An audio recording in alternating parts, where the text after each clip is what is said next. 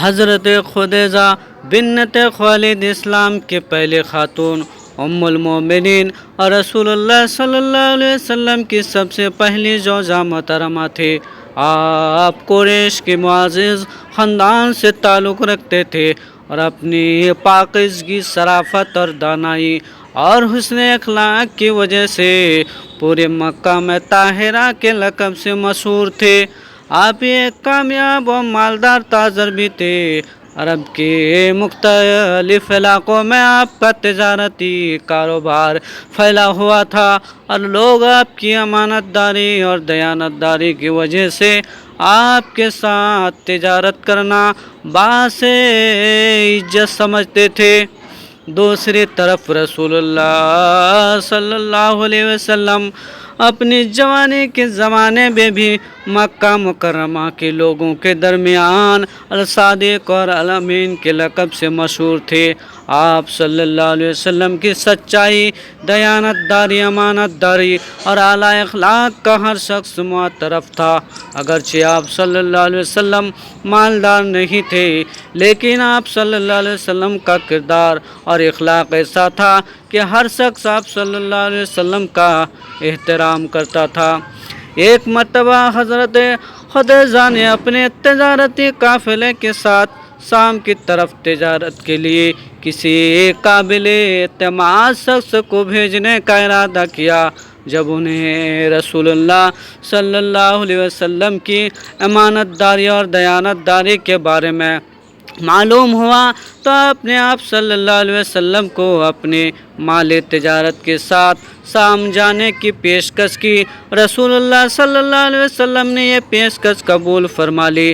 حضرت خدیجہ نے اپنے غلام میسرہ کو بھی رسول اللہ صلی اللہ علیہ وسلم کے ساتھ بھیجا تاکہ وہ سفر کے حالات سے آگاہ رہے۔ رسول اللہ صلی اللہ علیہ وسلم قافلہ کے ساتھ شام تشریف لے گئے۔ اس سفر میں اللہ تعالیٰ نے تجارت میں غیر معمولی برکت عطا فرمائی۔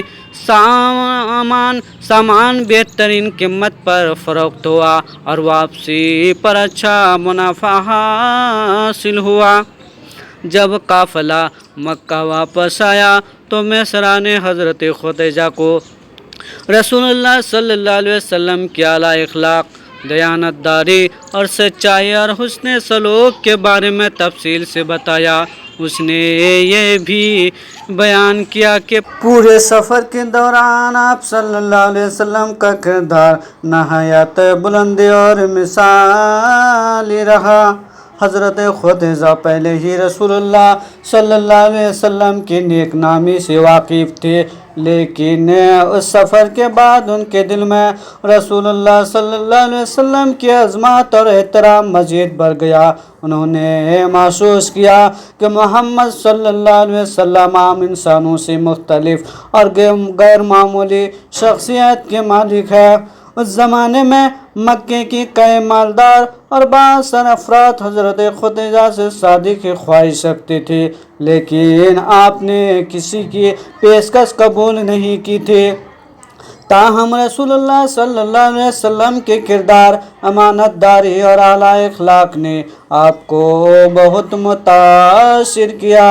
چنانچہ حضرت خدیجہ نے اپنی ایک قریبی سہیلی حضرت نفیسہ بنت منیعہ کے ذریعے رسول اللہ صلی اللہ علیہ وسلم تک نکاح کا پیغام پہنچایا۔ حضرت نفیسہ رسول اللہ صلی اللہ علیہ وسلم کی خدمت میں حاضر ہوئی اور دریافت کیا، اے محمد صلی اللہ علیہ وسلم، آپ شادی کیوں نہیں کرتے؟ رسول اللہ صلی اللہ علیہ وسلم نے فرمایا، میرے پاس اتنے وسائل نہیں کہ شادی کر سکوں۔ حضرت نفیسہ نے عرض کیا، اگر ایک معزز، مالدار، شریف اور نیک خاتون آپ سے نکاح کرنا چاہے تو کیا آپ قبول فرمائیں گے؟ آپ صلی اللہ علیہ وآلہ وسلم نے دریافت فرمایا، وہ کون ہے؟ انہوں نے جواب دیا، خدیجہ بنت خالد۔ رسول اللہ صلی اللہ علیہ وسلم نے فرمایا، اگر وہ راضی ہو تو مجھے بھی کوئی اعتراض نہیں۔ اس کے بعد نکاح کی بات آگے بڑھی۔ رسول اللہ صلی اللہ علیہ وسلم نے اپنے چچاؤں خصوصاً حضرت ابو طالب سے مشورہ فرمایا۔ خاندان کے بزرگوں نے اس رشتے کو نہایت پسند کیا، کیونکہ حضرت خدیجہ اپنی اعلیٰ نسب، شرافت اور نیک سیرت کی وجہ سے پورے مکہ میں عزت کی نگاہ سے دیکھی جاتے تھے۔ چنانچہ دونوں خاندانوں کے درمیان نکاح کی تقریب طے پائی۔ قریش کے معزز افراد جمع ہوئے۔ حضرت ابو طالب نے نکاح کے موقع پر خطبہ دیا اور حضور صلی اللہ علیہ وسلم کی فضیلت، شرافت اور عظمت کا ذکر فرمایا۔ اس مبارک مجلس میں رسول اللہ صلی اللہ علیہ وسلم اور حضرت خدیجہ کا نکاح طے پایا۔ مشہور روایات کے مطابق اس وقت رسول اللہ صلی اللہ علیہ وسلم کی عمر مبارک تقریباً 25 سال تھی، جبکہ حضرت خدیجہ کی عمر کے بارے میں مختلف روایات ملتی ہیں، جن میں 40 سال اور اس سے کم عمر کی روایات بھی موجود ہے۔ نکاح کے بعد حضرت خدیجہ رسول اللہ صلی اللہ علیہ وسلم کے گھر تشریف لے آئے۔ یہ شادی محبت، احترام، اعتماد اور وفاداری کی ایک عظیم مثال بن گئی۔ رسول اللہ صلی اللہ علیہ وسلم نے اپنی پوری زندگی میں حضرت خدیجہ کی بے حد عزت فرمائی اور ان سے گہری محبت رکھی۔ حضرت خدیجہ نے ہر خوشی اور ہر مشکل میں رسول اللہ صلی اللہ علیہ وسلم کا ساتھ دیا۔ جب غار حرا میں پہلی وحی نازل ہوئی اور رسول اللہ صلی اللہ علیہ وسلم گھبراہٹ کے عالم میں گھر تشریف لائے تو سب سے پہلے حضرت خدیجہ نے آپ صلی اللہ علیہ وسلم کو تسلی دی۔ انہوں نے فرمایا، ہرگز نہیں، اللہ تعالیٰ آپ کو کبھی رسوا نہیں کرے گا، کیونکہ آپ صلہ رحمی کرتے ہیں، سچ بولتے ہیں، کمزوروں کا بوجھا اٹھاتے ہیں، مہمان نوازی کرتے ہیں اور حق کے کاموں میں لوگوں کی مدد کرتے ہیں۔ یہ الفاظ حضرت خدیجہ کے ایمان، بصیرت اور رسول اللہ صلی اللہ علیہ وسلم پر کامل اعتماد کا عظیم ثبوت ہے۔ حضرت خدیجہ اسلام قبول کرنے والی سب سے پہلی شخصیت تھے۔ جب رسول اللہ صلی اللہ علیہ وسلم نے نبوت کا اعلان فرمایا تو سب سے پہلے آپ نے ہی تصدیق کی اور ایمان لائے۔ اسی وجہ سے انہیں اسلام کی پہلے خاتون قرار دیا جاتا ہے۔ مکہ کے کفار نے جب مسلمانوں پر ظلم و ستم شروع کیا تو حضرت خدیجہ نے اپنا مال اسلام کی خدمت میں خرچ کر دیا۔ صاحب ابی طالب کے سخت ترین محاصرے کے دوران بھی آپ نے رسول اللہ صلی اللہ علیہ وسلم اور مسلمانوں کا بھرپور ساتھ دیا۔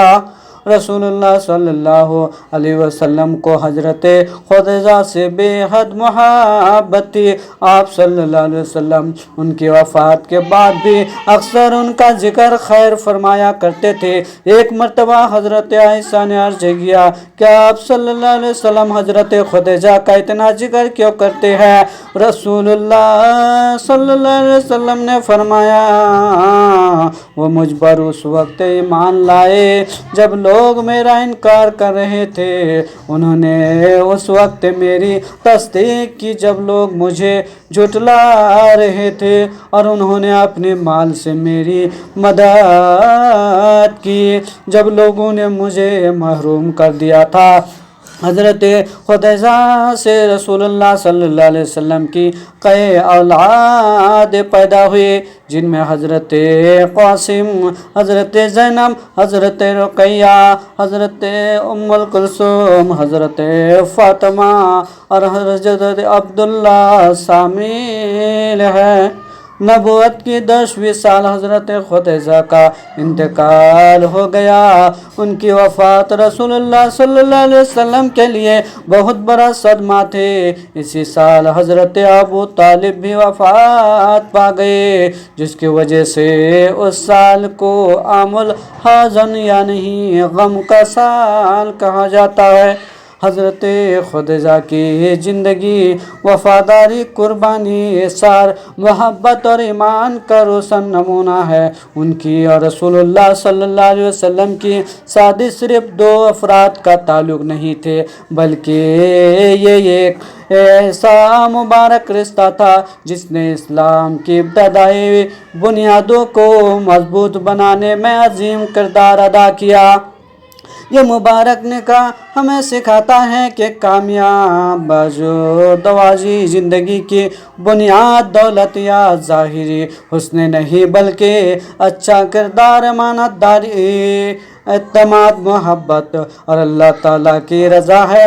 हज़रत खुदैज़ा रसूलुल्लाह सल्लल्लाहु अलैहि वसल्लम का मुबारक रिश्ता क़यामत तक आने वाले मुसलमान के लिए बेहतरीन नमूना है और मशअले राह। अल्लाह ताला हम सब पर रहम फरमाए।